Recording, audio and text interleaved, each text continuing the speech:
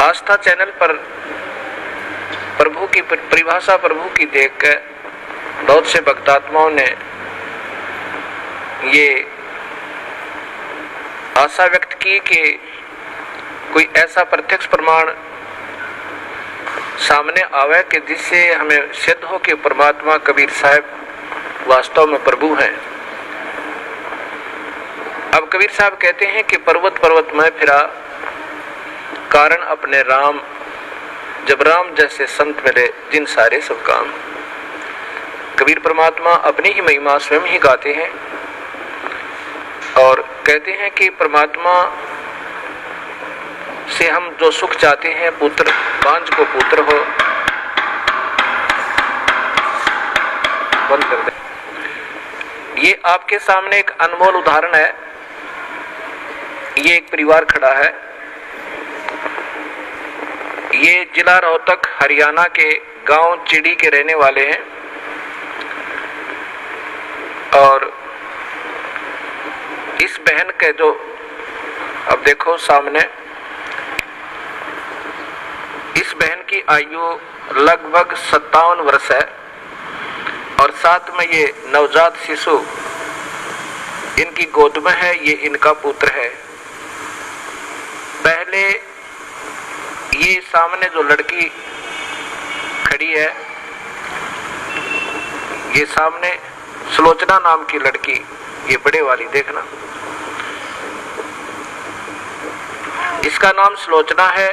आपकी कितनी आयु है बेटी? 35 वर्ष। अब इस लड़की की आयु 35 वर्ष हो चुकी है और इसके ये 2 पुत्र और पुत्री हैं। ये पुत्री है इस लड़की की और ये पुत्र है, अर्थात इस बहन की, देखना इसको बड़ी वाली को, क्या नाम है तेरी माँ का? संतरा की ये तो बेटी है, बड़े वाली सुलोचना नाम है, जो 35 वर्ष की है। चित्र मारे ना सारे। और ये देवती है इसकी और ये देवता, और ये इनका दामाद है। इस 35 वर्ष के तक कोई संतान नहीं हुई इस लड़की के, सुलोचना के जन्म के उपरांत। अब इस बहन ने एक अपनी बहन का पुत्र भी गोद लिया। जब वो 10 वर्ष का हो गया तो उसकी मृत्यु होगी। उसकी मृत्यु के बाद ये पागल होगी।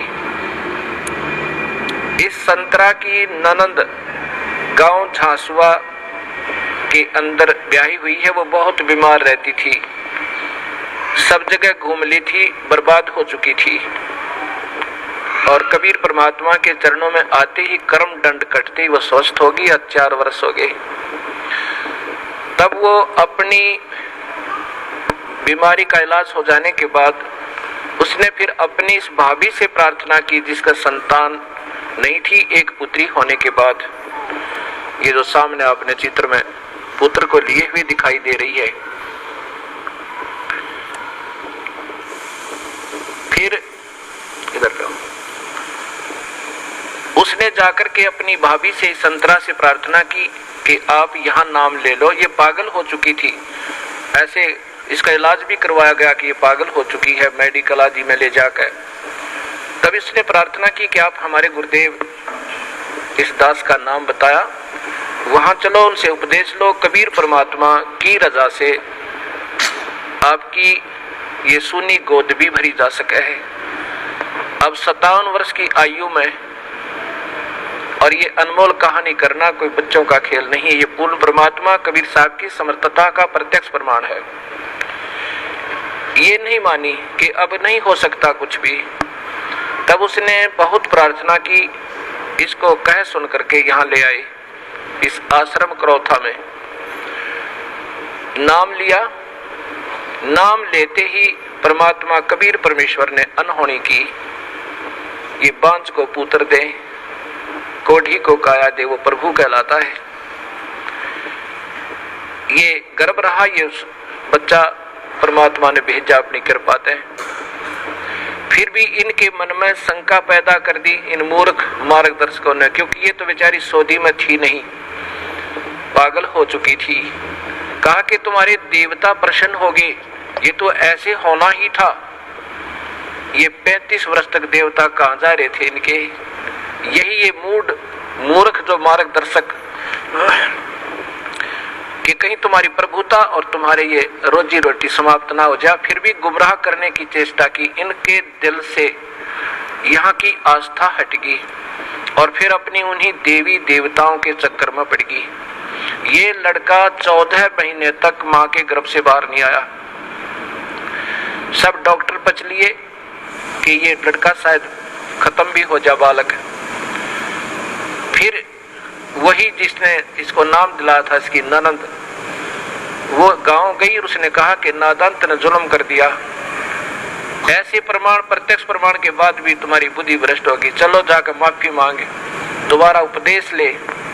तब ये बेचारी यहाँ आई और जो भी उन देवता का दर रखा था वो कुर्डिया बट होकर उठा गए, नाम लेकर गई, दोबारा माफी मांगी कि मेरे से गलती होगी। तब तीसरे दिन इस लड़के का जन्म हुआ।